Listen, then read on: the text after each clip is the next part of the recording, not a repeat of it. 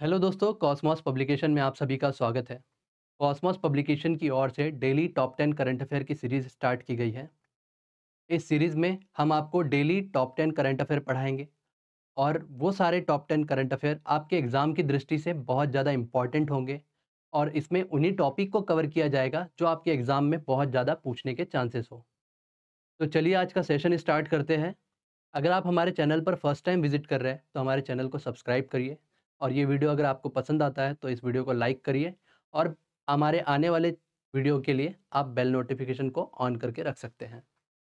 तो चलिए स्टार्ट करते हैं। ये हमारी कुछ बुक्स आती है, मार्केट में आपने देखा होगा।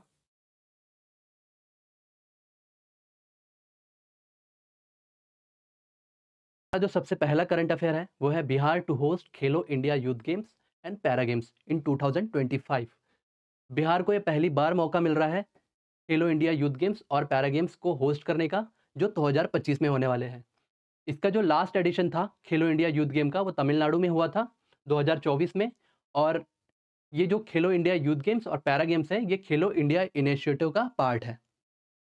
अगर हम ये जानने की कोशिश करें कि बिहार को यह मौका क्यों मिला है होस्ट करने का ये गेम्स, तो आप देखेंगे कि बिहार ने successfully organisation of the women's Asian Asian champion trophy in Rajgir. Rajgir में ये जो वुमेन एशियन चैंपियनशिप की ट्रॉफी थी, इसको सक्सेसफुली आयोजित कराया है बिहार ने। इसकी वजह से ये मौका दिया गया है, ऐसा कहा जा रहा है। और इसके साथ ही बिहार में जो राजगीर में बड़ा स्टेडियम बना है, उसकी वजह से मेंस हॉकी एशिया कप भी वहाँ पर होस्ट होने वाले हैं 2025 में। तो ये हमारा पहला करंट अफेयर था। इसमें सबसे इम्पोर्टेंट जो फैक्ट था कि एग्ज़ाम में जो पूछा जा सकता था, तो वो एग्ज़ाम में ये पूछा जाएगा कि खेलो इंडिया यूथ गेम कहाँ पर पहली बार आयोजित किया जा रहा है। तो इसमें आपका आंसर होगा बिहार। तो हमारा जो नेक्स्ट करंट अफेयर है, वो आप देख सकते हैं। South Africa will be the president of the G20 2025। तो अगर हम अगर हम जानने की कोशिश करें कि 2025 में अगर साउथ अफ्रीका इसकी अध्यक्षता करेगा G20 की, तो 2024 में किसने इसकी अध्यक्षता की थी? तो आप देखेंगे ब्राज़ील ने इसकी अध्यक्षता की थी। और 2023 में आप सभी को मालूम है अच्छे से कि 2023 में इंडिया को इसकी अध्यक्षता करने का मौका मिला था। और अगर हम 2026 की बात करें, तो 2026 में यूनाइटेड स्टेट इसकी चेयरमैनशिप करेगा। G20 में कितनी कंट्रियाँ शामिल हैं? ये सबसे इम्पोर्टेंट क्वेश्चन होता है एग्ज़ाम का।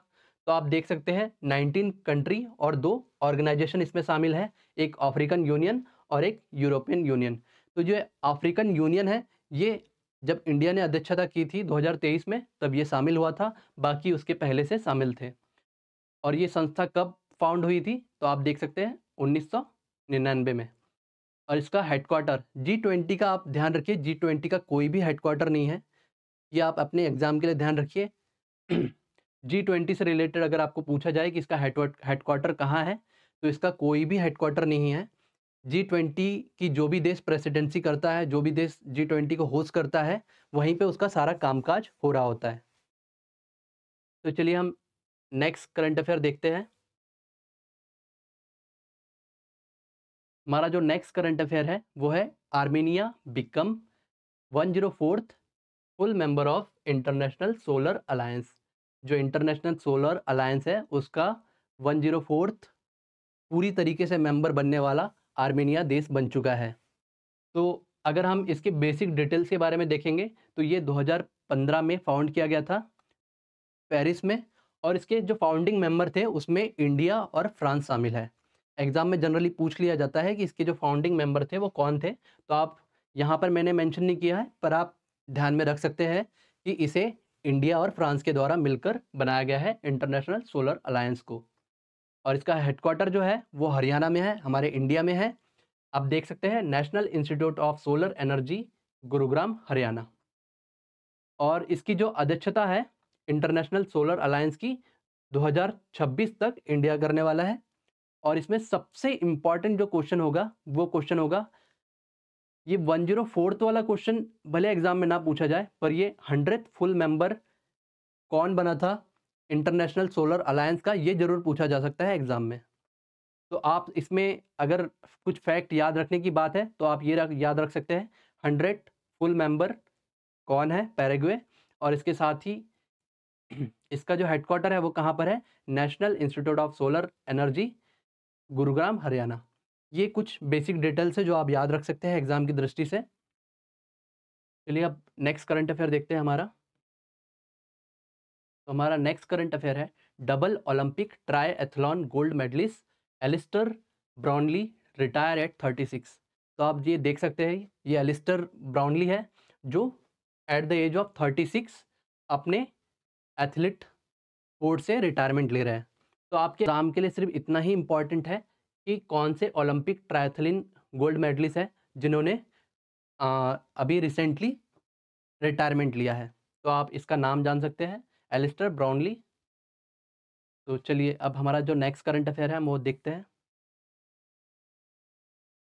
तो हमारा नेक्स्ट करंट अफेयर है सस्टेनेबल ट्रेड इंडेक्स 2024। तो जितने भी हमारे जो इंडेक्स होते हैं, इंडेक्स में जनरली 2-4 चीज़ें ही पूछी जाती है। एक, उसे किसके द्वारा रिलीज़ किया गया या उसे किसके द्वारा पब्लिश किया गया, और उसमें इंडिया की रैंकिंग क्या है, और इसके साथ ही उसमें ये भी पूछा जाता है कि उसमें टॉप फर्स्ट या सेकंड या फोर्थ ऐसे 4-5 कंट्रियों के बारे में पूछ लिया जाता है, या तो मैच द पेयर करके या फिर डायरेक्ट आपसे सिंगल स्टेटमेंट में पूछ लिया जाता है। तो इसको जॉइंटली पब्लिश किसने किया है, तो ये हिनरिच फाउंडेशन और आईएमडी के द्वारा इसे पब्लिश किया गया है। इसमें जो टॉप 1 की कंट्री है वो न्यूजीलैंड है, और इंडिया ने कौन सी रैंक सिक्योर की है, तो वो उसकी रैंक है 23rd। आपके लिए जो इंपॉर्टेंट डाटा है वो 23rd रैंक डाटा है, और ये किसने पब्लिश किया है, और ये रैंक 1 कंट्री। हमारा जो नेक्स्ट करंट अफेयर है, India's first constitution museum. India में पहली बार एक कॉन्स्टिट्यूशन से रिलेटेड म्यूजियम बनाया जा रहा है। तो उसका जो नाम है, the constitution academy and the right and freedom museum. ये कॉन्स्टिट्यूशन के 75th एनिवर्सरी के उपलक्ष्य में बनाया जा रहा है, और इसके साथ ही इसे कौन बना रहा है, तो ओपी जिंदल यूनिवर्सिटी के द्वारा इसे बनाया जा रहा है। और ये कहाँ पर बनेगा, तो ये सोनीपत, हरियाणा में बनेगा।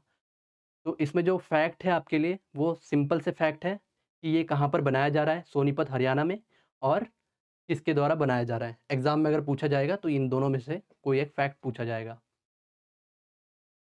चलिए चलते हैं हमारे नेक्स्ट करंट अफेयर की ओर।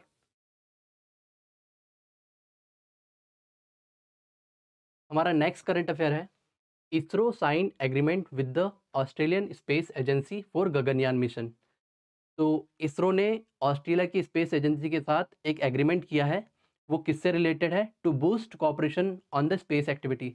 स्पेस से रिलेटेड जो भी एक्टिविटी है, स्पेशली जो हमारा गगनयान मिशन है, उससे रिलेटेड जो भी हम कार्य कर रहे हैं, इसरो के द्वारा जो भी कार्य किया जा रहा है, उससे रिलेटेड ये एग्रीमेंट है। तो इसमें सबसे इम्पॉर्टेंट बात क्या है, आपसे एग्जाम में ये पूछा जाएगा कि इसरो ने किसके साथ एग्रीमेंट किया है, तो वो है ऑस्ट्रेलिया की स्पेस एजेंसी। और इसके साथ ही ये गगनयान मिशन क्या है, ये आपसे पूछा जाएगा। तो गगनयान मिशन एक ह्यूमन मिशन है जिसमें हम यहाँ से 4 लोगों को भेजने वाले हैं गगनयान मिशन के थ्रू। तो ये वो 4 लोग हैं, आप देख सकते हैं, इनके नाम भी यहाँ पर है, कैप्टन प्रशांत बालकृष्ण, कैप्टन अजीत कृष्णन, और कैप्टन अंगद प्रताप, और कैप्टन शुभांशु शुक्ला। तो ये 4 लोग गगनयान मिशन में जाने वाले हैं अंतरिक्ष में। अब इसके बाद हम चलते हैं हमारे नेक्स्ट करंट अफेयर पे।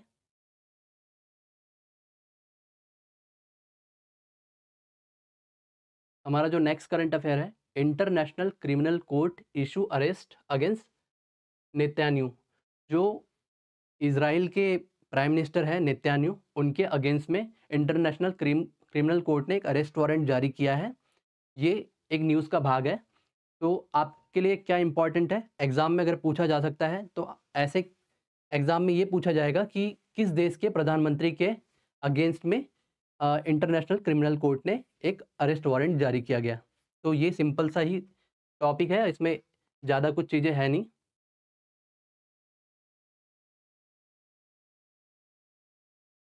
ये हमारा नेक्स्ट करंट अफेयर है, Ecuador declare a national emergency. Ecuador में वाटर शॉर्टेज और ड्रॉट की कंडीशन और फॉरेस्ट फायर की वजह से वहाँ के देश के जो भी वहाँ के देश के जो भी हायर अथॉरिटी है, उन्होंने 60 दिन के लिए एक नेशनल इमरजेंसी लागू की है। तो आपसे एग्ज़ाम में ये पूछा जा सकता है कि कौन से देश ने वाटर शॉर्टेज और फॉरेस्ट फायर और ड्रॉट जैसी कंडीशन की वजह से नेशनल इमरजेंसी लागू की है। तो आपका वो जो आंसर होगा वो इक्वाडोर होगा। और इसके साथ ही आपसे ये भी पूछा जा सकता है कि इक्वाडोर किस कॉन्टिनेंट का भाग है या किस कॉन्टिनेंट में आता है। और इसके साथ ही इसके आस-पड़ोस के देश भी आपसे एग्ज़ाम में पूछे जा सकते हैं। जैसा कि एग्ज़ाम में आप देखते होंगे, इस टाइप के क्वेश्चन जनरली पूछे जाते हैं।